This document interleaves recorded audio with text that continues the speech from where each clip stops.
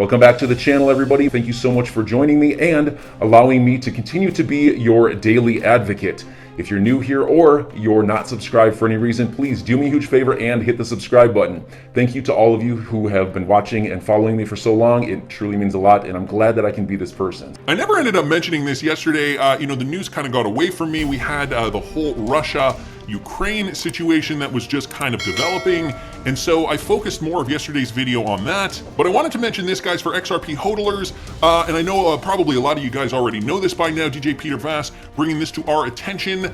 The Judge Torres, basically denied the SEC in one word. Another positive win for the Ripple lawsuit, as the SEC's motion denied in a one-word order. So the details down here. In recent updates shared by defense lawyer James K. Filan for the XRP community, another positive win comes for Ripple in the ongoing lawsuit. As a one-word order, District Judge Torres has denied the SEC's motion to file a Sir reply, the Sir reply that we discussed in a former video I did a few days ago, in support of its motion to strike Ripple's fair notice defense. So this is very, very good news. John Deaton also just responding to this. The SEC asked to file a Sir reply to cite a fellow district court judge's ruling from a different circuit, striking an entirely different offense, while not striking the substantially similar defense that's in question. The SEC should apologize to her for having to type denied. Essentially stating that, even just typing those 6 letters was asking too much from her, and that they should apologize because of how ridiculous their Sir reply motion was. However, Ripple's lawyers argued that the SEC should not be allowed to bolster its case against the company's pivotal fair notice defense by filing the gap with out-of-circuit cases. So that was another point that I had mentioned in that video when they brought up that library crypto case study precedent, which I'll link that video up here if you guys didn't catch it. Ripple also mentioned that the SEC did not even ask to strike the defense in the library case, claiming that such an omission is remarkable. Library, blockchain-based file sharing and payment network company, is currently facing a lawsuit as well for conducting an unregistered offering of digital asset securities known as library credits, worth more than $11 million to a number of investors, including US-based investors. So that was the news from yesterday, and sorry if I was a little late on the uptake. Just wanted to bring you guys that anyway, and I wanted to thank DJ Peter Vass for posting that. Also, guys, more XRP on the move, and I think we are going to start seeing more and more XRP on the move in the coming months because of what is happening between Russia and the Ukraine. I did a video just this morning about sanctions, the SWIFT system, and a journalist, Ben Swan, discussing back in 2019 that he thought that the BRICS countries, he was pretty confident that the BRICS countries were already deciding to come up with a solution to circumvent the SWIFT system. And he didn't name it by name, but what he was describing in that video sounded exactly like the RippleNet protocol, utilizing XRP as ODL for liquidity to transfer one fiat currency to another fiat currency. And, for those watching at that time probably didn't have a clue what Ripple and XRP were. I'm sure it was pretty confusing to them. Now fast forward to today and it all makes sense. And if you guys didn't catch that video from this morning, I will link it up here in the top right hand corner. So I think we will see more XRP moving more frequently, and this is just another example of this, brought to us by Michael at Val5Links. Another large batch of XRP has been moved by anonymous BitThumb users to an unknown wallet, according to the Whale Alert transaction tracking service. As the website suggests, almost $80 million worth of coins were moved 9 hours ago. The wallet that received such a large sum from the exchange currently holds 85 million XRP and constantly makes large transactions to other entities on the network. Most recently, the wallet has transferred 35 million XRP coins to 2 anonymous wallets. And you guys can see down here the Whale Alert tracking tweet. Before receiving 120 million from the exchange, the wallet ending in this code here received 90 coins on February 18th and distributed funds among smaller wallets later on. So more XRP transactions from a BitThumb source, anonymous BitThumb users, to an unknown wallet. These could be wallets for exchanges. These could be wallets utilizing XRP as ODL in different regions around the world, considering SWIFT is likely going to be in the spotlight over the coming weeks and months. Because we're going to be hearing about more sanctions perhaps placed on Russia by the United States. And yeah, I think I did really cover it well in this morning's video, so I do urge you guys to watch that if you still have not seen that. Meanwhile, so here's more, guys, just in the United States right now, another one from Michael. And he's saying facetiously, but we're looking out for the little guy. The SEC is considering raising the threshold for who can be considered a so-called accredited investor. The proposed limit at $10 million would make it even harder for ordinary people to invest in startups. Go figure, the SEC raising the bar so that us little people have a harder time investing in potential opportunities. The SEC plans to 10x the definition of accredited investor. In an effort to enhance investor protection and disclosure, the US SEC is planning to raise the limit for who is eligible to become a so-called accredited investor, or who is allowed to invest in unregistered shares and offerings in startups. According to Bloomberg Law, this is not the first time the SEC is considering changing the rules, but in the past it's been about modest tweaks. This time it is different. This speaks volumes to me. This actually just kind of almost shows their hand a little bit more. The fact that they really want to tamp down wealth building, the opportunity for building wealth for the common person, sounds kind of un-American, doesn't it? It also sounds in line with, this whole new emerging economy and taking away wealth, basically dividing class structures even further apart, obliterating the middle class, making the class distinctions now of poor people and rich people, along the lines of what the Great Reset essentially wants to do in secret. And so maybe this is just another attempt at doing this. The agency is expected to pick it up again in April with a request for public comment on changing the definition of accredited investors to at least $10 million as per the agency's fall 2021 regulatory agenda. And so here are the stipulations. As for today, people who like to qualify as accredited investors must have at least $200,000 in personal income or $300,000 for combined household incomes over the past 2 years, with the expectation of the same or higher income in the current year. People with a net worth of more than $1 million jointly or with their spouse, excluding the value of their home, also qualify. Also in 2020, the agency added qualifications which include people working in finance, such as brokers, executives, or directors of companies issuing unregistered securities. So these are all some of the stipulations. Now, I mean, what does this say? This really does give people who earn a lot of money or who have over $1 million in net worth a huge leg up to become even richer. But what about retail money? What happens to people who might have a few $1,000s that they want to invest in cryptocurrency and, in hopes to make maybe $100,000 or $200,000 or maybe $1 million? I mean, this really does kind of squash that class of investor. So I don't know what their real plans are here. I know they're making it sound like it is for investor protection to get people so that they aren't in over their heads. Do you believe it? I certainly do not. Put it down in the comments section. I'd be interested to hear what you guys have to say about that. And just switching gears a little bit here, because I saw this from T-Benedict XRP on Twitter. Finally, Rabobank explains real and extremely obviously, sorry to be snobby, he writes, the reason why the SEC, why the United States is actually after Ripple, announcing a lawsuit on Ripple and XRP, and why this whole SEC versus Ripple debacle is happening in the first place.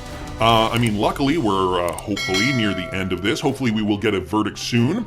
But T-Benedict actually just uncovered some interesting information here from Rabobank specifically. Now, for those of you guys who do not know, I'm just going to give you guys a quick synopsis on who these guys are. They're a financial services company. Rabobank is a Dutch multinational banking and financial services company headquartered in Utrecht, Netherlands. The group comprises of 89 local Dutch Rabobanks, a central organization, and many specialized international offices and subsidiaries. So they're a financial services company that has done this research independently. Here is the document. It was just from a few days ago, February 22nd, 2022. CBDC and the international position of the euro. And so T-Benedict links that article in the tweet thread here, and I will also link this in the description if you guys wish to read the full thing. The thing that T-Benedict explains, though, is quite interesting. This has nothing to do with Bitcoin or Ethereum, all that nonsense. He says that's just an echo chamber. This image, though, has the conclusion, but should be on the last page. And so I'm going to read you guys this stuff first, and then we're going to talk about that conclusion page. So he's highlighting some of the important points here. CBDCs also have a geopolitical dimension. So as we know, the European Union has indicated that it aims to achieve what is known as strategic autonomy. This broad term suggests that it is primarily about a high degree of economic, political, and military independence. but a well-developed, globally used currency can also contribute to the political independence of the EU. However, this requires that this currency has also its own independent international payment infrastructure. Otherwise, the political influence of a country is strongly undermined, as I will explain further on. Also just talks a little bit about China. China also steps up the pressure on the euro. So just talking about China and their initiative, this too should be seen in a geopolitical perspective, although it may not be apparent at first glance. After all, the stagnant development of the euro as an international currency, as outlined above, was not primarily caused by its absence of a digital euro, nor its arrival will simply fix it, but the international position of the euro does risk being under pressure by the arrival of the DCEP, a digital version of the Chinese renminbi. So they're discussing this issue of China creating their CBDC, their digital currency, and how BRICS countries, for example, and I talked about that in this morning's video again, the BRICS countries coming together, creating their own system. And BRICS, for those of you guys who do not know, that is BRICS, Brazil, India, Russia, China, and South Africa, creating their own system so that they do not have to depend on the US dollar. China's obviously a leading player in this, so he discusses that there. Also, by converting the money into Bitcoin, sending it via the blockchain to their families, who then convert it back to dollars, they expect to save about $200 million in annual costs. At least that is what the expectation is.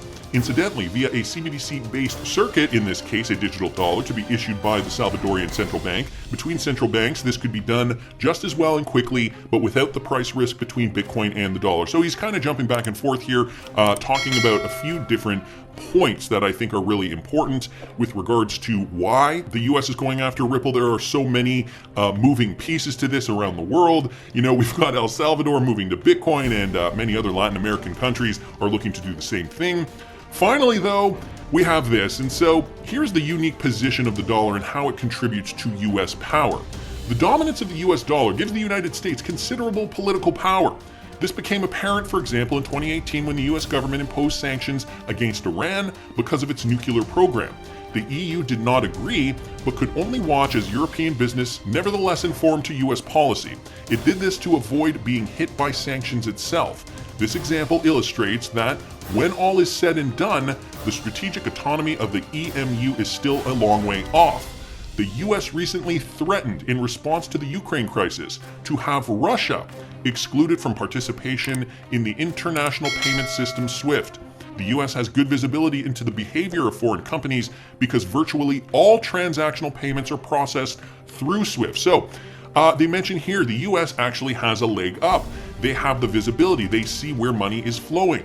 And when in doubt, follow the money. This is what we've been doing for years now, looking at, for example, who's investing in RippleNet, how XRP is going to be scaled out, who is interested in this, who is paying for these services, what companies are merging with other companies because of RippleNet services, so on and so forth. So being able to follow the money, a very good tool to remember in order to understand how this is moving. Continuing on, now, the EU and the US agree in many respects on international politics, but that is not necessarily always the case. Furthermore, it could be extremely unfavorable for the EU if the Chinese renminbi took over the international role from the dollar. And so guys, this down here is where the SEC comes in. This is what the SEC is doing. Western governments could, of course, try to prohibit Western banks from participating in SPFS and CBI BPS. And if you guys don't know what those are, that is essentially Russia's own financial messaging system. Since 2014, Russia has its own financial messaging system for Russia and foreign banks. It has developed an alternative messaging system called SPFS, or Financial Messaging System of the Bank of Russia, which handles about a fifth of domestic payments, but it only has 400 users, and that's brand new information updated only 7 hours ago, actually. And so what is CBI BPS? Well, that is just another acronym here. If I scroll down here, in fact, there are plans to integrate the Russian SPFS network with the Chinese-based cross-border interbank payment system, which is the CBI BPS. So that is the Chinese version of the SPFS. So I'm sorry, that does not have to do with Russia. That is the Chinese version of their cross-border transactional system.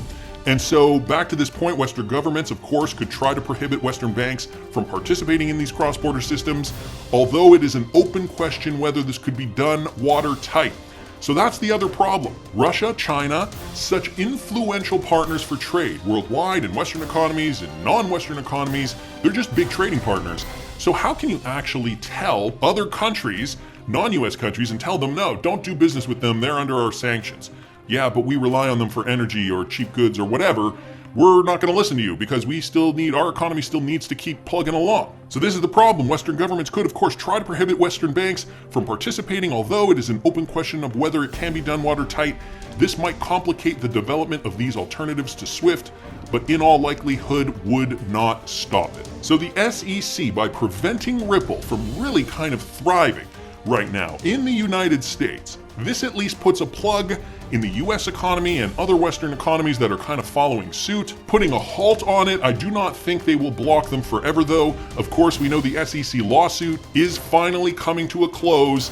But it could have been delay tactics from the beginning. The SEC could have just been delaying until, well, they can't delay no more. I think though, ultimately at the end of the day, RippleNet is going to permeate the entire cross-border banking sector. It is going to be the gold standard. I mean, in so many respects, it already is. But some interesting information here. Wanted to thank T-Holbeck XRP for pointing this out, for demonstrating that, yeah, there are some political reasons why the US is going after Ripple. It's not so cut and dry, and that XRP as a security argument. So enjoy your day, everybody. I'm always here for you. Leave any comments or questions below, and be sure to subscribe. But thanks, everybody. I really appreciate you. Enjoy your day, and I always have your back. So thanks so much, everybody.